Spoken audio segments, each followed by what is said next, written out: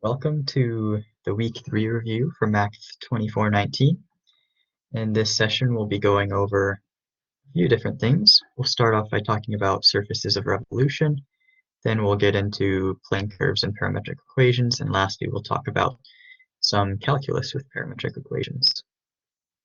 Let's go ahead and get started. Surfaces of revolution. So let's say you have some kind of curve, f of x, and you want to rotate it about the x-axis.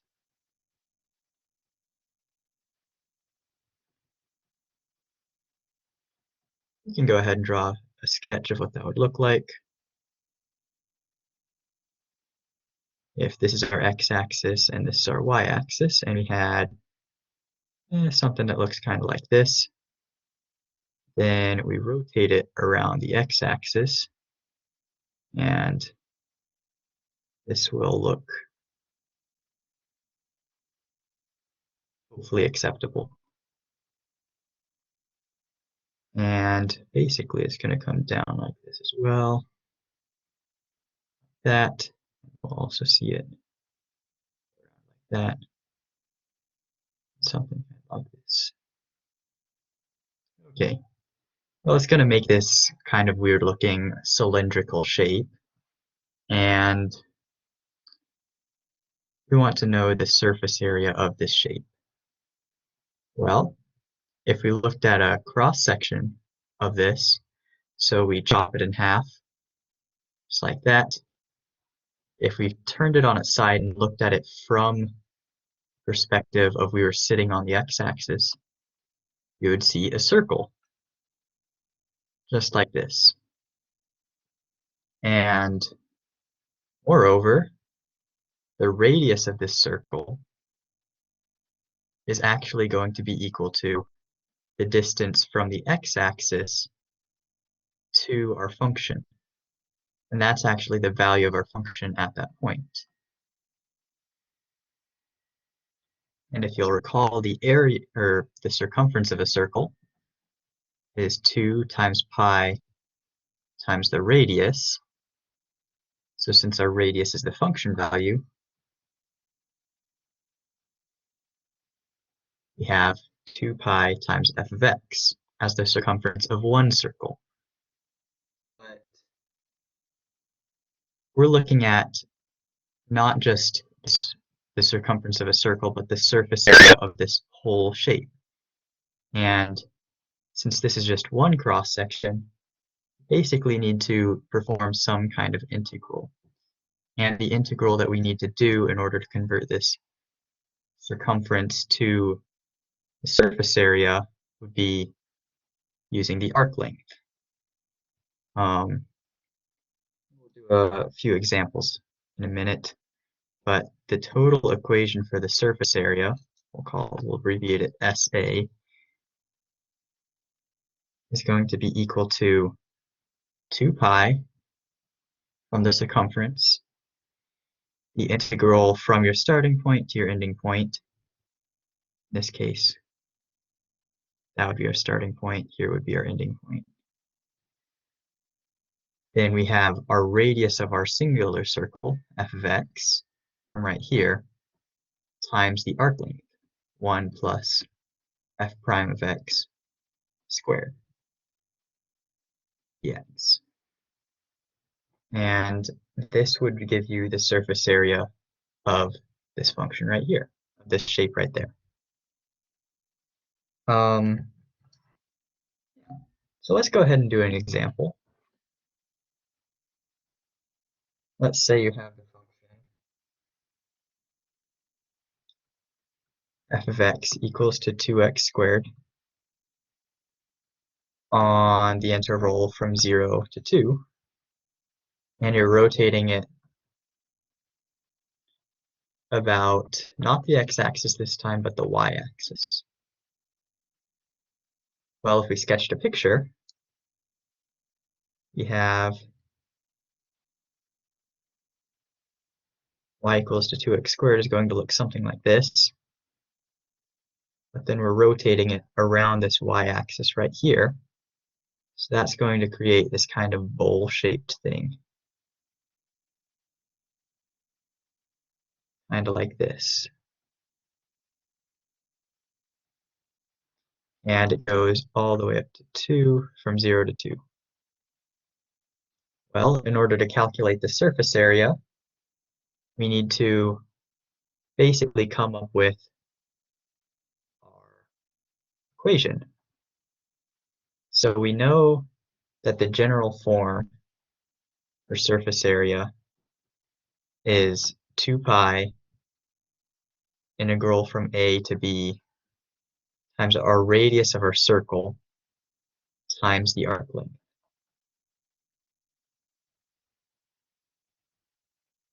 In this case, because we're rotating it about the y-axis, our circles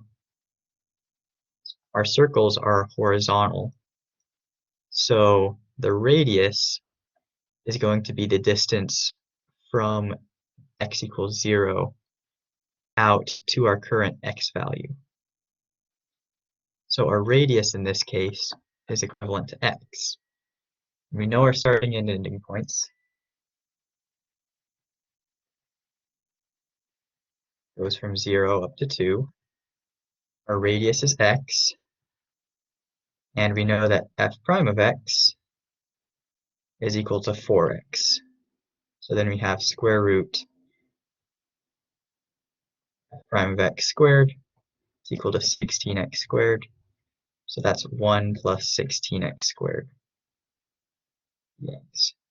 And we can solve this integral by simple u substitution. If we let u be equal to 1 plus 16x squared, then du is 32x dx. So du over 32 is equal to x dx. And get that our surface area is 2 pi times the integral. We'll go ahead and switch our limits of integration from 1 up to 65. I just plug in 0 in for this, and for x in my u equation, I get 1 plus 16 times 0 is 1. 1 plus 16 times 4 squared is, oh, that should not be, nope, I'm right, is 1 plus 16 times 4, and that gives us 65. And here we have x dx converts to du, so we have square root of u times du. You finish off this integral, we get 2 pi times 2/3 u to the 3 halves from 1 to 65. And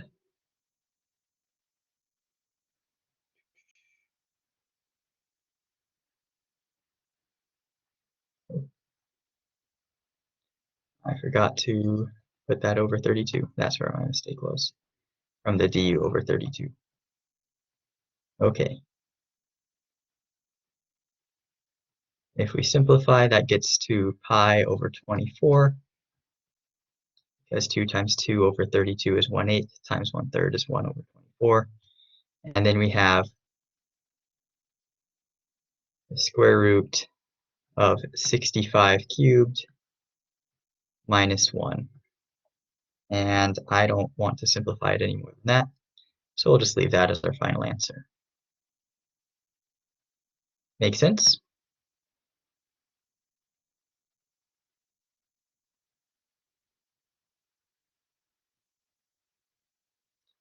Cool. In that case, we'll go ahead and do a practice problem. So find the surface area of f of x equals to x cubed over 6 plus 1 over 2x on the interval from 1 to 2, rotated about the x-axis.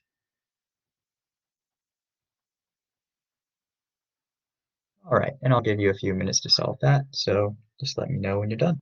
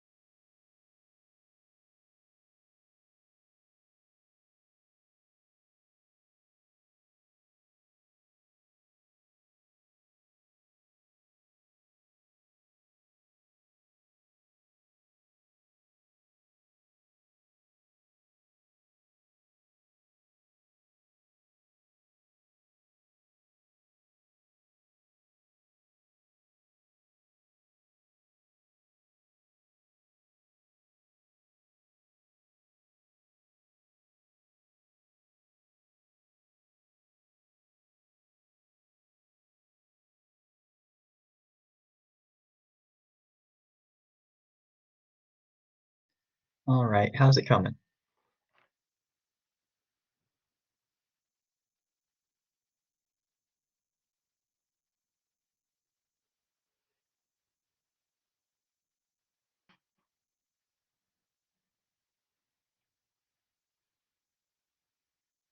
Stuck on the integration? Okay. It is a bit of a wonky integral. There's a little trick that actually I've noticed that the 2419 professors like to use a lot, so I've actually included it on this problem. So we'll start with the setup. We know that our surface area should equal 2 pi times the integral from 1 to 2. In this case, since we're rotating it about the x-axis, the radius of our circular cross-section is just going to be our function. So f of x is x cubed over 6 plus 1 over 2x. Then we need to multiply by the square root of 1 plus f prime of x squared. Now f prime of x is x squared over 2 minus, this is just 1 over 2x squared. There we go. Then we square that. And let's try and simplify this part in the square root a bit, because this does not look like a fun integral.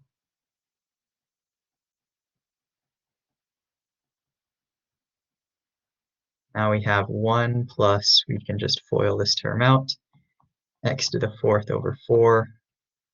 Then we have x squared over 2 times 1 over 2x. That gives us x squared over x squared is 1, and then 1/2 times 1/2 is a 4th, but then we can double it. So minus 1/2 plus 1 over 4x to the 4th.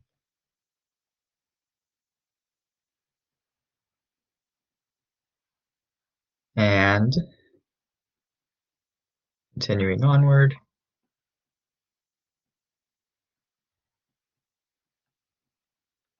we can combine our like terms, and we get x to the 4th over 4 plus 1 over 2 plus 1 over 4x squared. And this is where the trick comes in. You'll notice that in this portion right here, well, here we have a negative sign in our squared portion. And that results in this negative 1/2 here. And we know that our first and third terms have to be positive because, well, you take this part and square it, and then you take this part and square it. And we see those terms crop up here, both positive. But when we add this 1, we actually get a positive here. So that tells us that the only thing changing or determining the sign on this negative 1/2 right here is this sign in the middle right here, this negative sign. So since this negative 1/2 became a positive 1/2, we can actually rewrite this as a perfect square.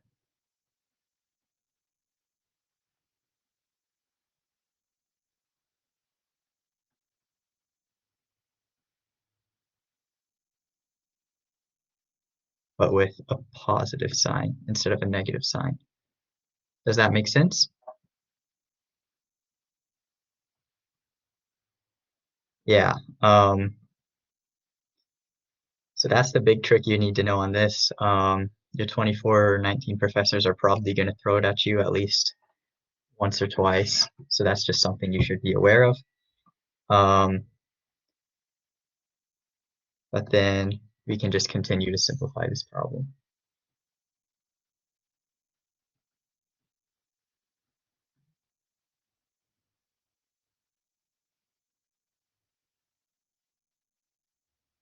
Here, come on.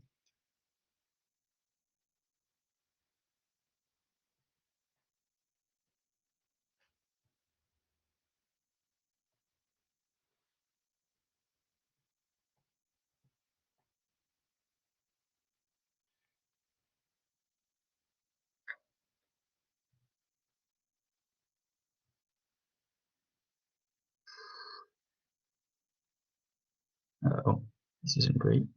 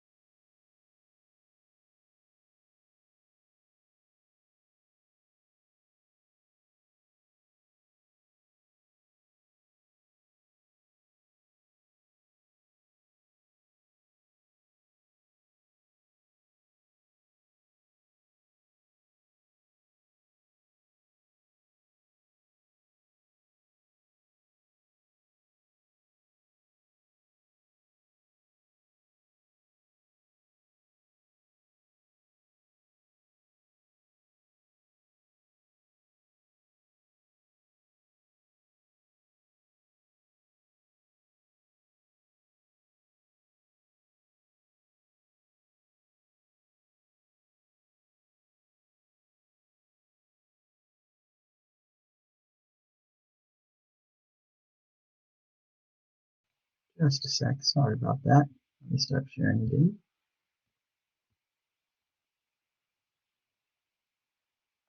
Okay.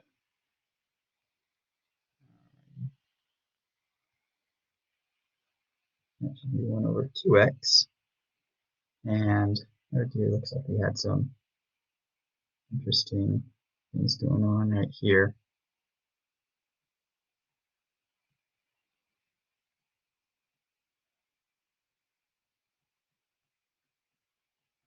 All right. That should just be times x squared over 2 plus 1 over 2x squared. Okay. And then this is just a simple product of two polynomials. And that would give us the integral of two different, of just like polynomial equation. Comes out to be x to the 5th over 12 plus x over 3 plus 1 over 4x cubed.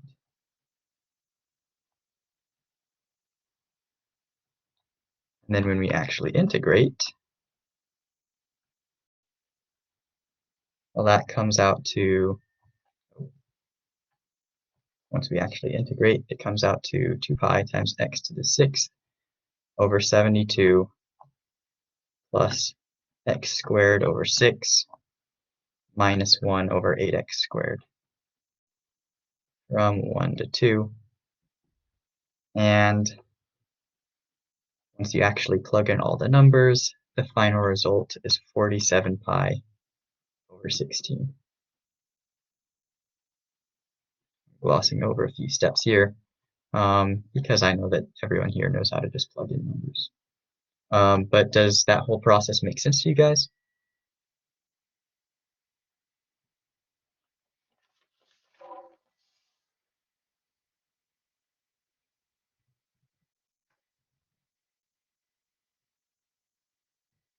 All right. Let's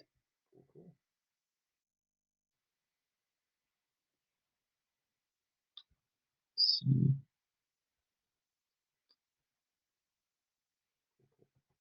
All right, we will move on then on to the next topic,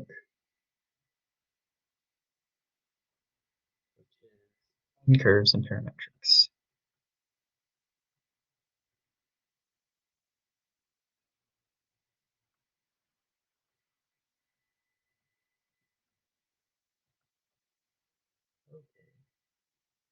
So if you recall, a parametric function defines x and y and sometimes z and sometimes more in terms of t. So it looks something like x equals some function of t and y equals some other function of t. Well, because of this, we get an interesting attribute of parametric functions, and that's parametric functions can have a direction. Because as t increases, x might decrease and y might decrease. So our function could be moving left rather than what most people think of as like going right. Function is going to be going left and directions. Regardless, we'll just go ahead and start off with an example. Write in rectangular form and sketch.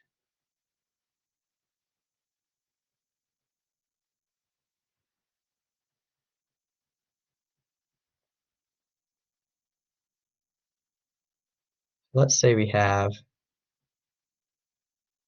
a parametric function x equals 1 over square root t plus 1 and y equals to t over t plus 1.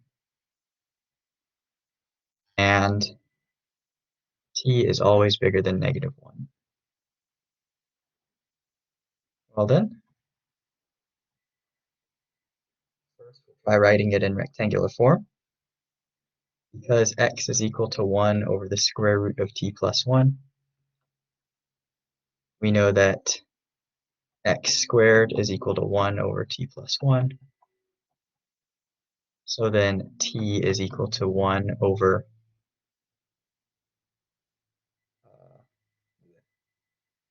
x squared minus 1. And using that, just replace all of the t's in our y equation with 1 over x squared minus 1.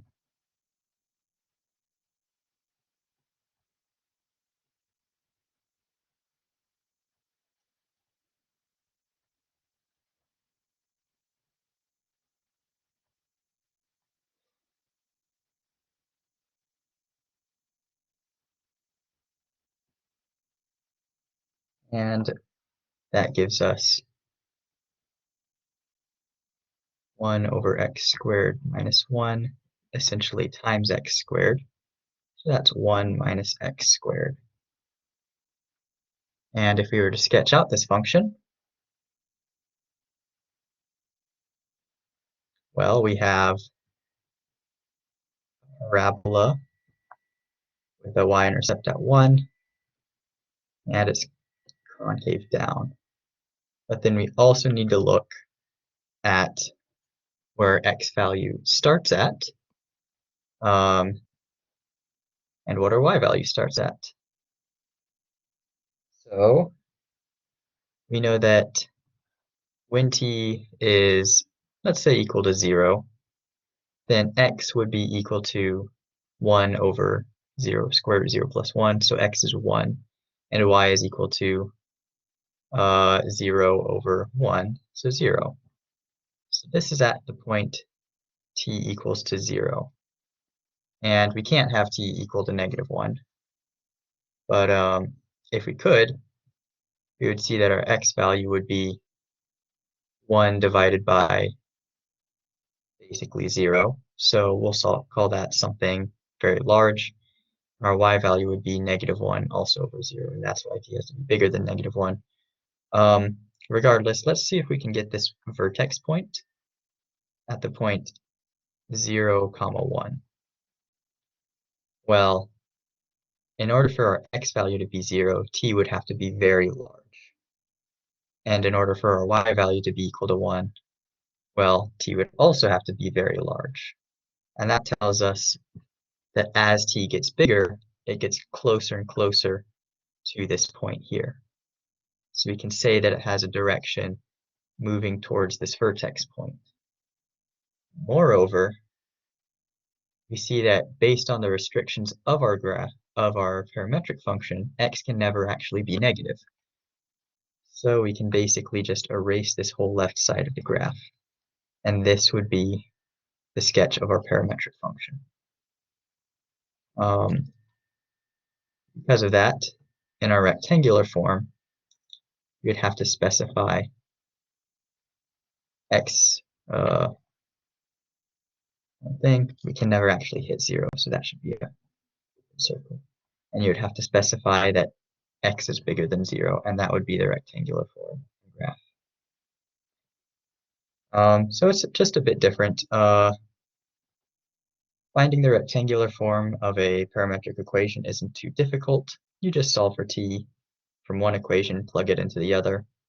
Sketching, as long as you can sketch the rectangular equation and consider the restrictions that on your domain and possibly on your range as well, the sketch isn't too terrible.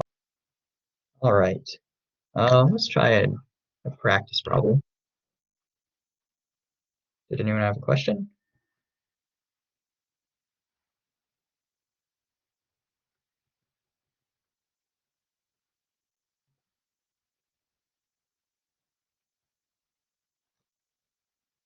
And this is right in rectangular and sketch, of course.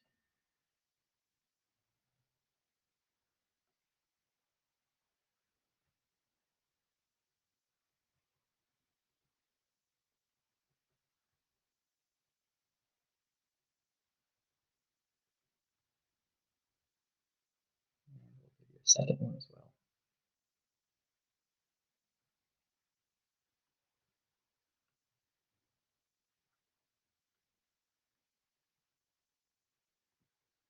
All right, go ahead and try those two out, and I'll give you a couple of minutes to work through those.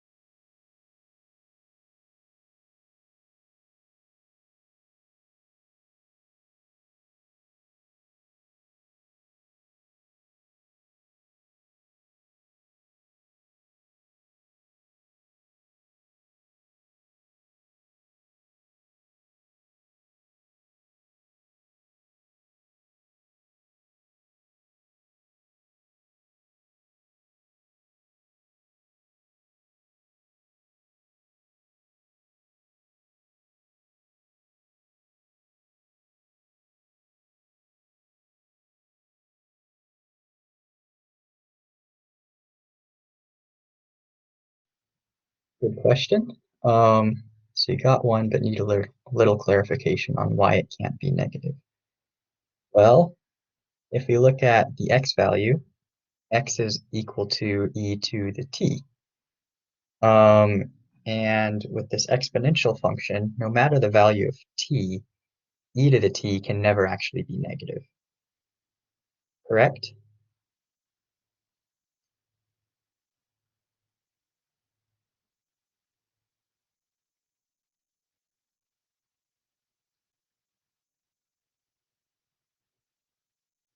Like if we drew out a graph of just e to the t, it looks kind of like this.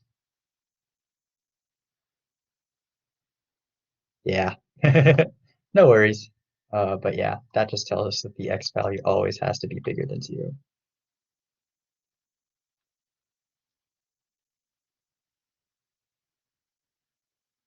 I'll give you a bit longer to work through number 2. If you need a hint on number 2, just let me know.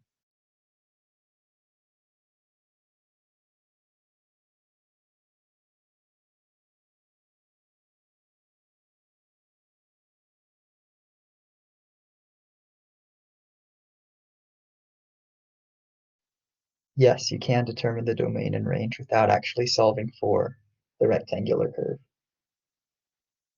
In fact, if you do find the rectangular curve, that can sometimes be misleading because the domain of your rectangular curve might be larger than the domain of the actual equations given by your parametric.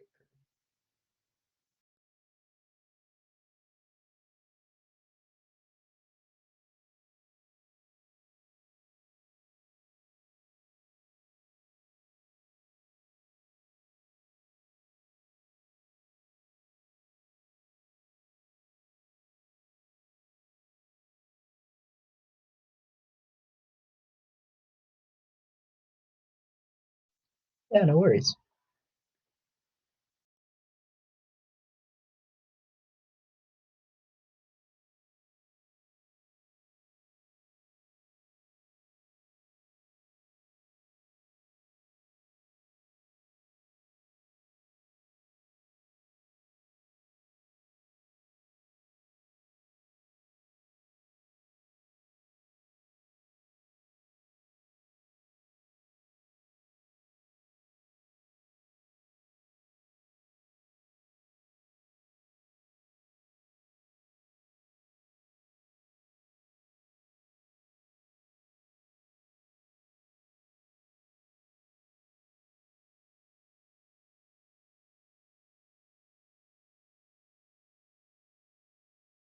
All right, I'll give you a bit of a hint for number 2. Remember the Pythagorean identity that says cosine squared theta plus sine squared theta is equal to 1. Think about that for a bit. See if you can come up with something.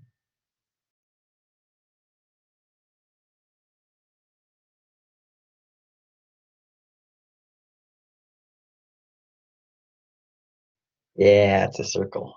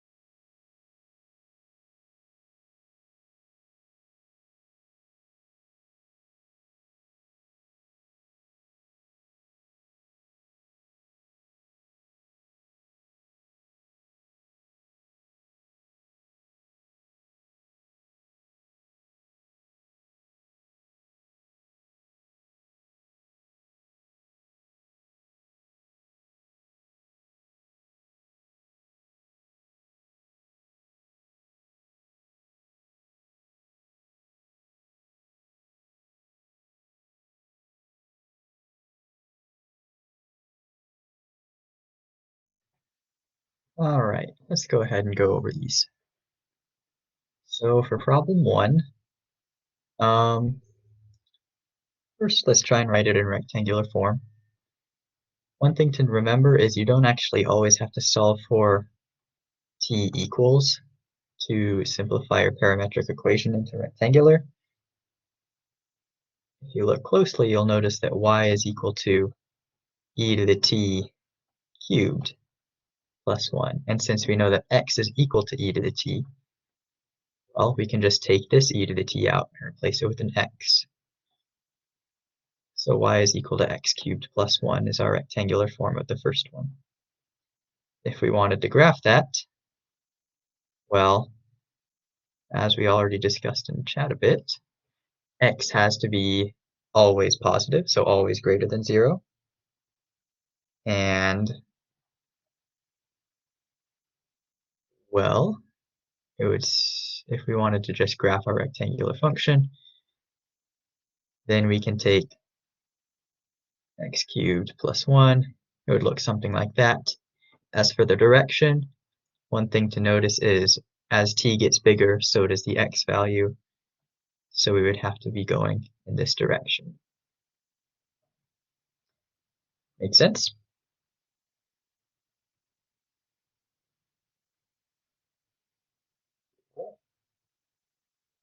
All right. For question 2, well, typically when you see trig functions in a parametric equation and you're trying to simplify it to rectangular, you want to try and use one of your trig identities. In this case, because we have sine and cosine, we're going to be using this trig identity, the Pythagorean identity. So if we let x over 8 be equal to cosine of theta, and y over 8 be equal to sine of theta, well then we can say that cosine squared theta plus sine of squared theta is x over 8 squared plus y over 8 squared. That would be equal to 1. Then if we simplified that, we get x squared plus y squared is equal to 64. And that is quite clearly a circle. Of course, we do still have to put the direction on our graph. That's almost a circle, so we'll call it good enough. The easiest way to do this is honestly just pick 2 points, do plug and chug. If you let theta be equal to 0, then we're at the point 8, 0. And if we increase theta just a little bit, well, our x value is going to decrease because our cosine value is going to decrease a bit, so we'll be moving to the left. And also, if we increase theta, well, sine of a little bit more than 0 is a bit more than 0, so our y value is going to increase. And that tells us we're moving around the circle this way. Make sense?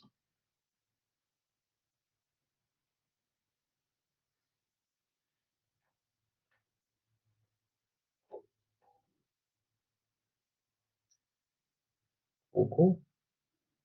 All right. I think we'll do one more practice problem with parametrics, without calculus, that is, or without too much calculus. So write a parametric equation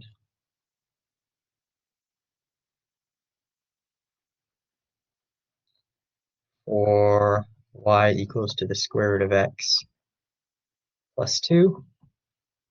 First off, using any parameter,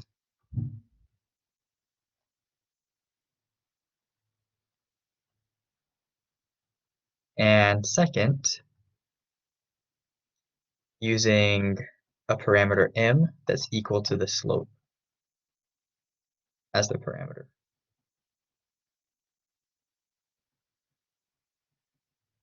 Go ahead and give that a try, and I'll give you just a couple of minutes to do that.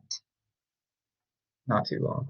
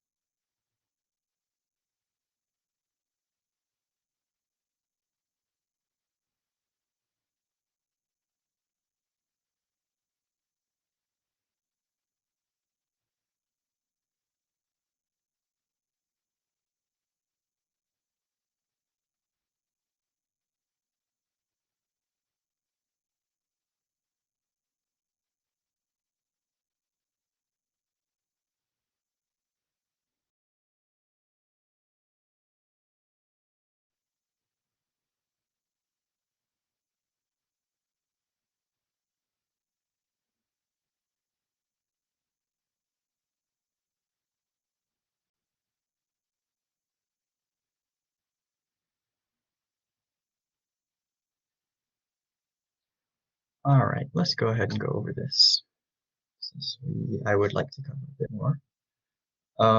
The easiest way to write a parametric equation from rectangular is to just let one of your variables be equal to the parameter.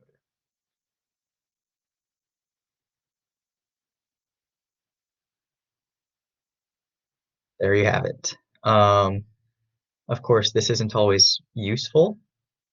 You can, if you're trying to simplify your rectangular equation and make it like a bit neater to look at, you could say, well, I want my parameter t to be equal to x, the square root of x. So then it'll look like y equals to t plus 2. Then you would have to say square root of x is equal to t, so x is equal to t squared. And then you would have to specify that t is bigger than or equal to 0. Both of those are appropriate. You can, if you're really feeling adventurous, just let your first variable be equal to some kind of function of t. And then that tells you that t is equal to the inverse function of x. And then you just plug in this new t value wherever you get y. But if you're allowed to use any parameter, this is usually the easiest, just letting x equal t. Another common parameter you might see is using the slope as the parameter. So first off, we need to find the slope. The derivative of the square root of x plus 2 is 1 over 2 root x. And we just set that equal to our parameter m.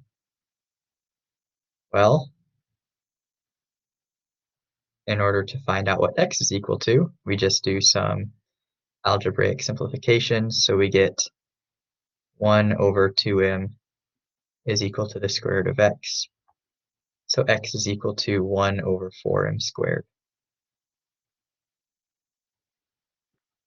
And then for our y component, well, we know that the square root of x is equal to 1 over 2m from right here. So we can just replace the square root of x in our y equation with 1 over 2m.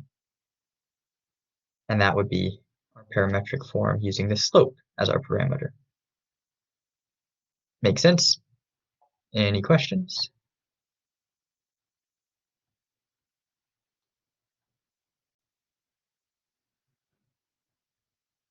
How did I find m? I specified in the problem that m, our parameter, would be equal to the slope. So I found the slope just by taking the derivative, and that came out to 1 over 2 square root x, and then I just set it equal to the parameter m.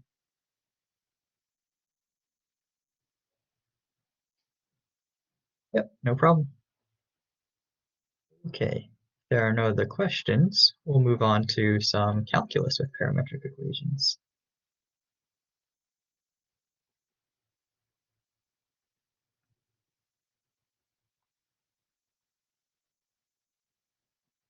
And first we'll talk about taking the derivative of a parametric equation.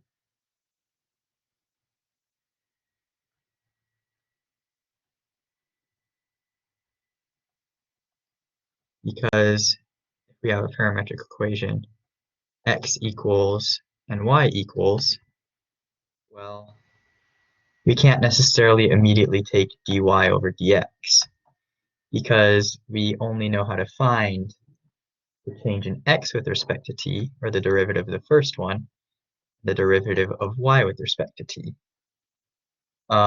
Luckily, we can basically just divide those and say dy over dx is dy over dt divided by dx over dt. There, easy enough. It gets a bit weirder when you try and take higher order derivatives. So the second derivative of y with respect to x, let's say. Because you might think it's just the derivative of the first derivative, but it is not quite. And the reason being is when you take dy over dt and divide by dx over dt, this is actually going to give you some function in terms of t. So we can't take the derivative of y of we can't take the derivative of dy over dx with respect to x. We have to take the derivative of our first derivative with respect to t, like that. And then we actually have to divide by dx dt in order to get our true second derivative. And that's because our first derivative will be in terms of t and not x. Does that make sense?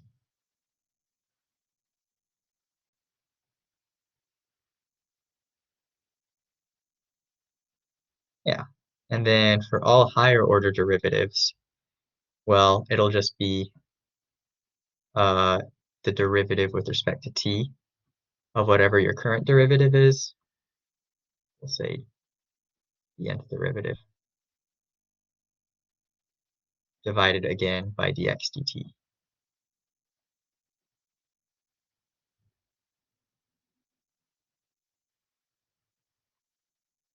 So every time you take a derivative beyond the first, you need to divide by dx dt. So if we did a quick example, find dy over dx for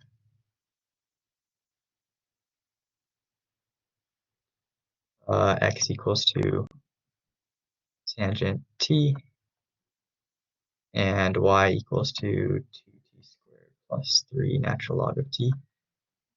Well, dy over dx, dy over dt, we'll say, is 4t plus 3 over t, and dx over dt is secant squared of t. So then dy over dx, not dt, dy over dx is equal to dy over dt over dx over dt. So that's 4t plus 3 over t over secant squared of t. And 1 over secant squared is, of course, cosine squared. I cannot write my derivatives today. So then dy over dx is simply equal to cosine squared t times 4t plus 3 over t. And if we wanted to find the second derivative, well, we would take the derivative of this and then again divide by secant squared. So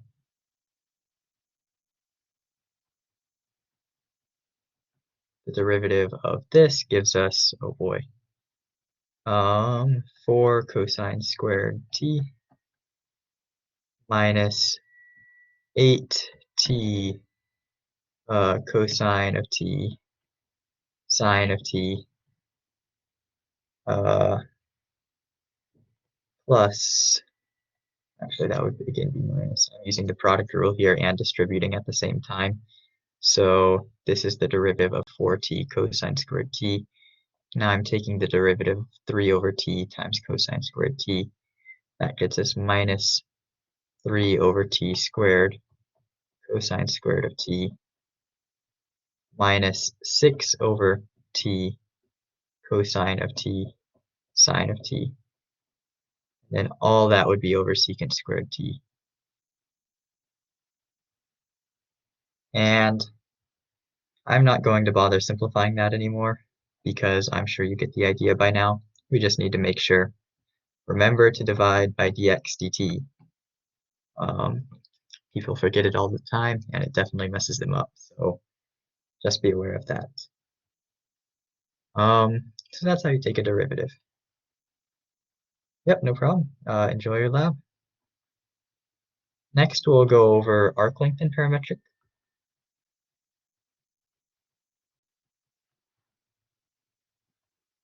No worries.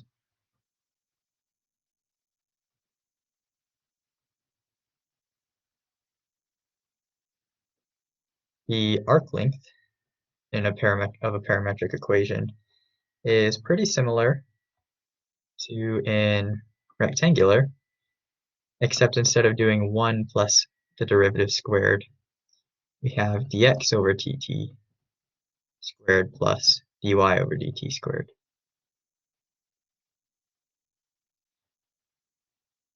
And on this case, we have values of t as our endpoints.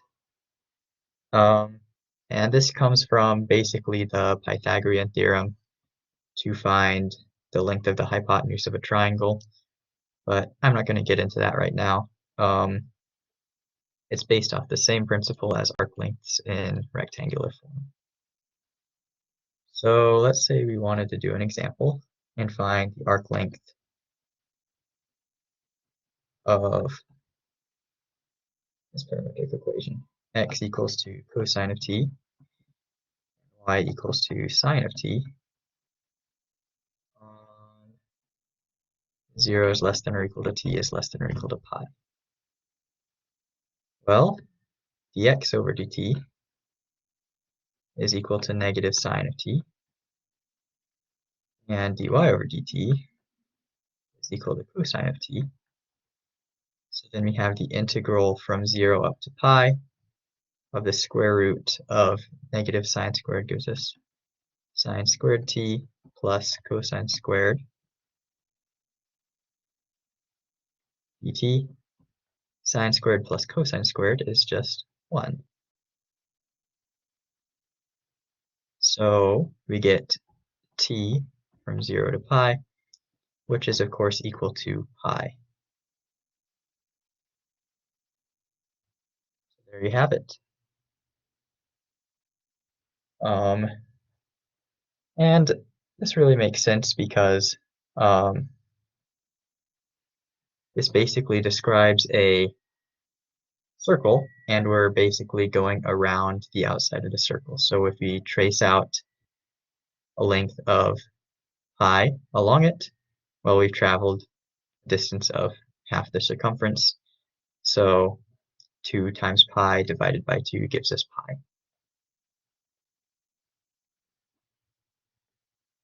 All right, and go ahead and try one practice problem really quick.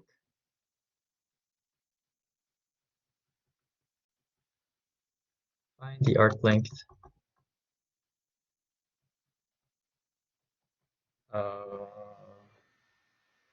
on -1 is less than or equal to t is less than or equal to 3 of this parametric equation right here. T plus 5, y is equal to 7 minus 2t, we'll say. Go ahead and try that out.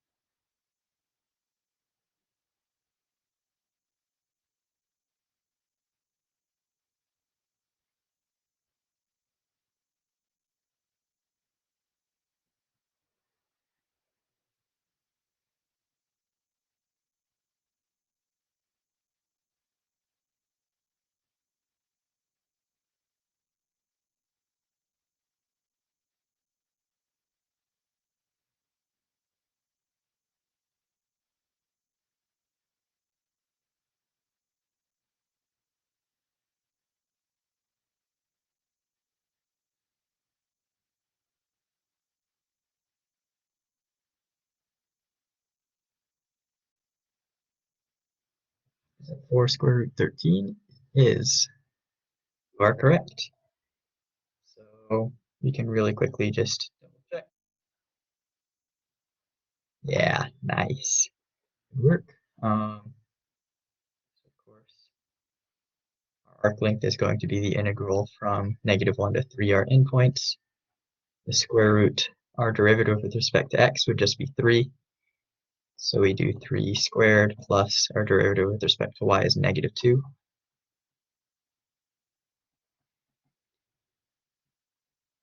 And we get 3 squared is 9 plus -2 squared is 4, so root 13. And that gives us root 13 times t, -1 up to 3. That comes out to 4 root 13. Nice work. All right, and to end this review off, I'm basically just going to throw a couple of formulas at you really quick.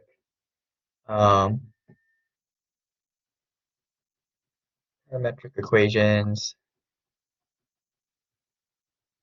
have horizontal tangents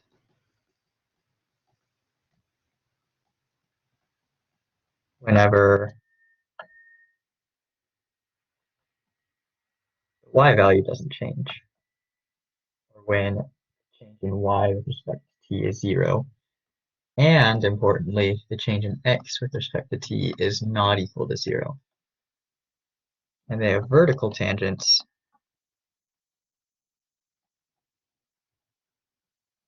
when the change in x with respect to t is equal to 0, and the change in y with respect to t is not equal to 0.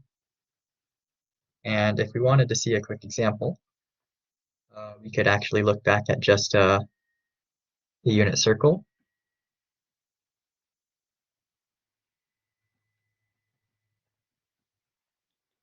Well, if we sketch this out, we would see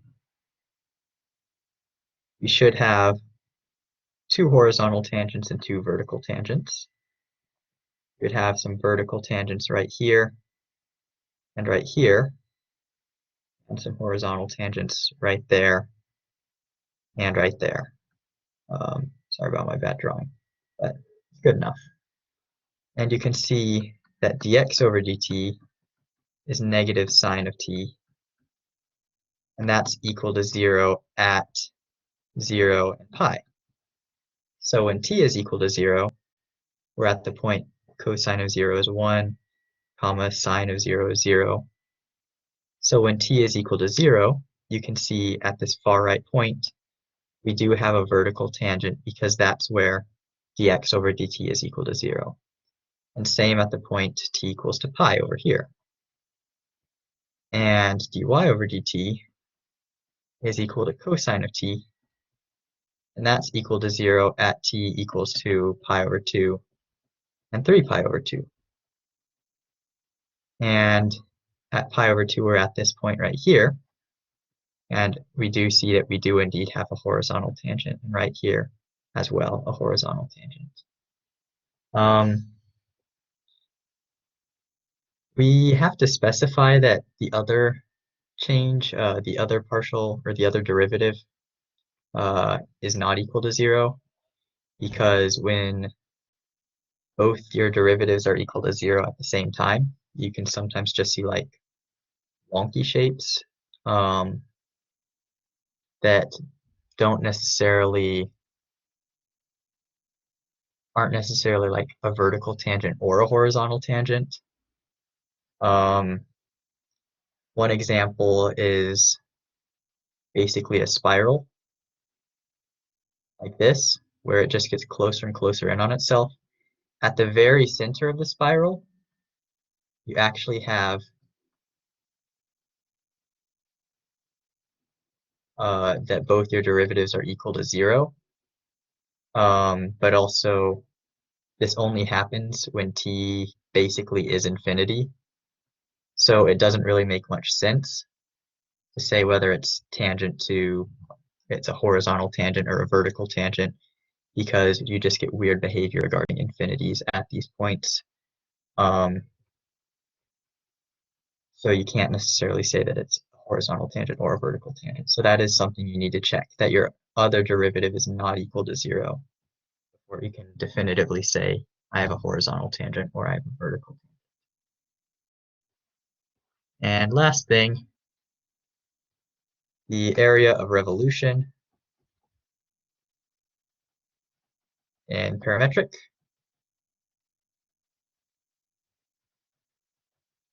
Well, the general formula stays the same. It's still 2 pi times the circumference of your cross-section times the arc length. And of course, you will want to be integrating this.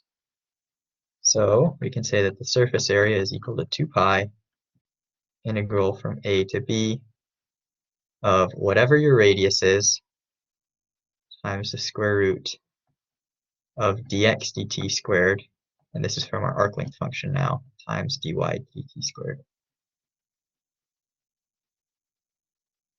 That should be a d over dy.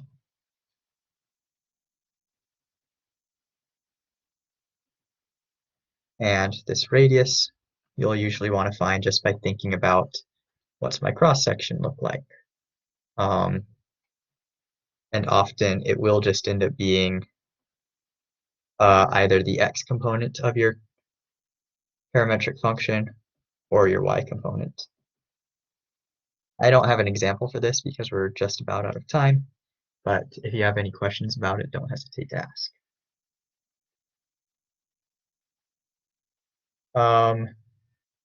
It's not necessarily like let's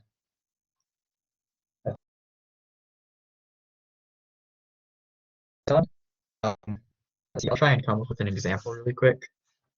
So let's say you're trying to use this parametric function x equals to we'll just say 2t and y equals to 1 minus t. And you're rotating it around the x-axis specifically, well then, I have no clue what this graph actually looks like, but let's say it looks something like this. Then your radius is going to be this length right here because your cross sections are going to have specifically a radius that goes from 0 up to the y value. So for your radius, you would want to use whatever this y component is. In this case, it would be 1 minus t. And if you're rotating it around the y-axis, well then, you would have horizontal circles as your cross-section. And that would tell you it's your x component that you're looking at if you're rotating it around the y-axis. Does that make sense?